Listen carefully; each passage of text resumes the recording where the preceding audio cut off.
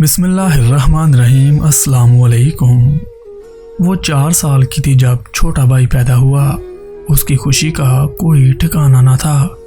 چھوٹے بھائی سے بہت پیار کرتی۔ وقت گزرا، 12 سال کی ہوئی، بھائی 8 سال کا۔ ایک دن بھائی سے شیشے کا گلاس ٹوٹ گیا۔ ماں آئی اور اسے بہت مارا کہ گلاس کچن میں کیوں نہیں رکھا۔ لڑکیاں ہی گھر کی ہر چیز سنبھالتی ہیں۔ پھر یہ صرف ایک واقعہ نہیں تھا، واقعات کی قطار در قطار تھی۔ وہ دیکھتی کہ ہر مرتبہ ماں اسے ہی ڈانٹتی یا مارتی، اس کی ہی غلطی نکالی جاتی۔ آہستہ آہستہ بھائی بھی ہتھ چھٹ ہو گیا، بڑی بہن کو مارنے لگا، اور جب بھی وہ بڑی بہن کو مارتا ماں کی زبان پر ایک ہی جملہ ہوتا، نہ غصہ دلایا کر بھائی کو، اس کی ہر بات مان جایا کر اور اس کے سامنے زیادہ زبان نہ چلایا کر۔ بس ماں کی تو یہی نصیحتیں ہوتی۔ تھوڑا اور وقت گزرا، اس نے میٹرک کر لیا۔ نمبر بہت اچھے تھے، لیکن پھر بھی خدشہ تھا کہ کسی گورنمنٹ کالج میں داخلہ نہیں ہو سکے گا۔ پتہ نہیں میرٹ لسٹ میں نام آئے یا نہ آئے، لیکن ابا نے تسلی دی کہ کوئی بات نہیں، میرٹ پر نام نہ بھی آیا تو میں اپنی بیٹی کو پرائیویٹ کالج میں پڑھا لوں گا۔ ماں فوراً بولی، نہیں، پرائیویٹ کالج میں نہیں پڑھے گی۔ پرائیویٹ کالج کی پتہ ہے کتنی فیسیں ہوتی ہیں، ساتھ والے شیخ صاحب کی بیٹی بھی پڑھتی ہے۔ شکر ہے کہ میرٹ لسٹ میں نام آ گیا تھا اور اس نے FSC اور پھر BSc کر لی تھی۔ BSc کے بعد اس کی شادی کر دی گئی، اور لڑکے والوں کی ایک ہی شرط تھی کہ وہ جہیز نہیں لیں گے، شادی بھی سادگی سے کریں گے، مگر شادی کے بعد لڑکی نوکری کرے گی۔ ماں کو بھلا کیا اعتراض تھا، پیسے بچ رہے تھے۔ کہنے لگی کہ یہ آج سے آپ کی بیٹی ہے، جو مرضی کروائیں۔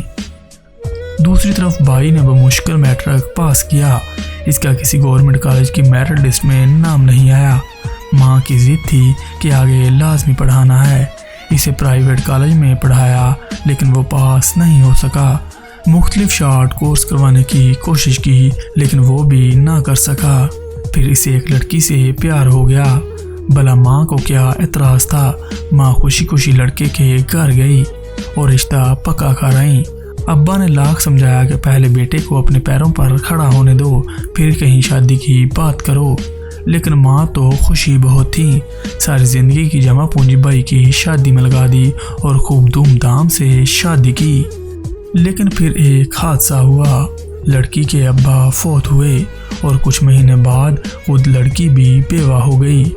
شکر ہے شوہر چھوٹا سہی لیکن ایک مکان چھوڑ گیا تھا اور نوکری کی عادت بھی ڈال گیا تھا۔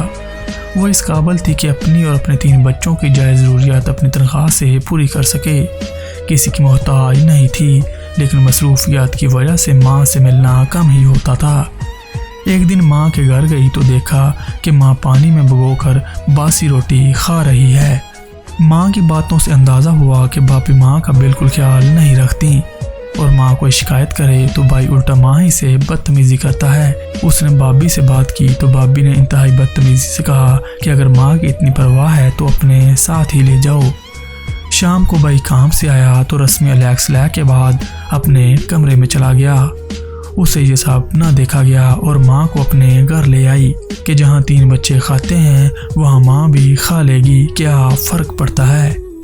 اب بھائی کبھی کبھار ماں سے ملنے آتا اور جب بھی آتا ماں بہت خوش ہو جاتی، گھر کے پھل اور دوسری لوازمات اس کے آگے رکھتی، کھانا کھلائے بغیر نہیں جانے دیتی، گویا وہ دن عید کا دن ہوتا۔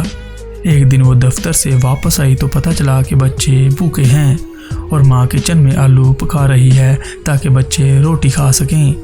اس نے ماں سے کہا، امی سالن تھوڑا تھا مگر اتنا تو تھا کہ آپ اور بچے دوپہر میں کھانا کھا لیں۔ تو ماں کہنے لگی، تمہارا بھائی آیا تھا، بھوکا تھا، میں نے سالن اس کے آگے رکھ دیا تو بڑے شوق سے کھایا اور کہنے لگا، یہ سالن بہت مزیدار ہے، مجھے دے دیں، رات میں بھی اس سے روٹی کھاؤں گا، سو میں نے باقی سالن اسے پیک کر دیا۔ لڑکی کہنے لگی، امی وہ میرے یتیم بچوں کا حق تھا جو آپ نے اسے دے دیا، اور وہ میری محنت کی کمائی تھی۔